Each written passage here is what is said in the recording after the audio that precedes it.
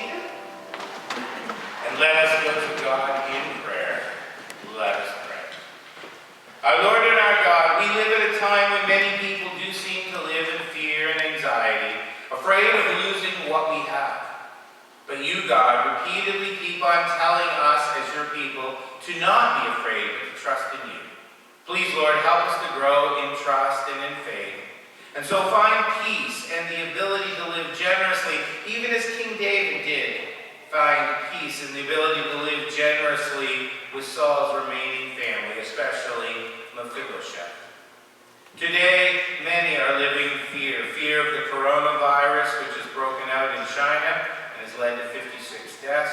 Bless and guide the officials as they deal with that situation. And as it is reported that we may have the first case having come to Canada, we ask that you would guide our health officials as well. We continue to pray for Australia as they are facing the wildfires. Bless and protect the firefighters and guide them in that situation. And we continue to pray for our own government leaders here, federally, provincially, and municipally, that they may protect the cherished freedoms and grant them wisdom on how to do that in this day and generation. We continue to pray for our schools, teachers, principals, support staff, the students, as they negotiate and figure out new contracts across our province. Help the results to help the students as they all work together to do the important work of preparing the next generation for life. And as well, God, we continue to pray for this week as there's an annual meeting at St. Andrew's Carroll, and next week is our annual meeting here at Hope, that you would continue to bless us and lead us as your church in this day and generation. Bless our Sunday schools, the Friendship Club, the Youth Group, Kids Club, as we try to share the light and hope we have found in you.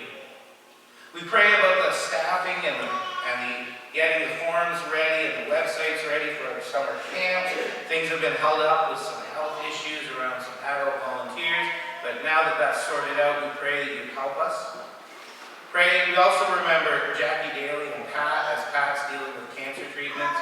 We continue to pray for Heather Billcliffe as she's recovering at Parkwood and doing rehab. We continue to pray for Jim Cooper at CE Hospital. We pray for Frank Sabota as he deals with his multiple myeloma. And we think of Bill Milliken as he keeps having his ongoing health challenges. God, we also remember Brian Breen, who did need some more platelets on Friday. We pray that you just guide the doctors and nurses and help his body to recover. And we pray for John Coolin as he recovers. thank you for the initial positive responses, and as she's trying to get him off oxygen, we pray that the doctor would be successful. And we think as well of Sandra Dupy, as she apparently had a stroke this past week. Apparently she's doing well at the University Hospital. We pray that you'd be with her and all the family and friends who are concerned about her, but help them through the test to figure out what's going on. Meanwhile, God, we think of those who are traveling, like Bert and Marilyn, Teresa, and Jim Goodhand. We ask that you would bless them and give them safety. And finally, for any other concerns that weigh heavy upon our hearts and minds, we lift them to you now in silence. Lord, hear our silent prayers.